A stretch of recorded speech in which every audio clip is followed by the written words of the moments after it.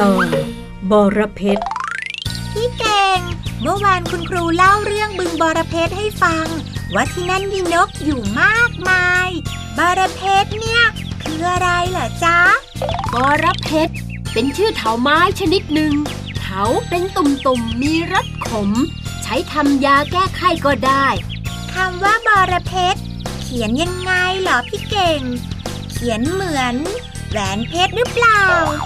บรเพชรเป็นคำไทยแท้เขียนแล้วก็อ่านตรงๆตัวเลยเขียนบอใบไม้ออ่างรอเรือสระอะสระเอพอพานไม้ไต่คูดอเด็กบรเพชรหมายถึงชื่อไม้เถาชนิดหนึ่งเถาเป็นตุ่มๆมีรสขมใช้ทำยาแก้ไข้ได้และเป็นชื่อบึงขนาดใหญ่ที่สุดในประเทศไทยอยู่ในจังหวัดนครสวรรค์แล้วพบกันใหม่นะคะรู้รักภาษา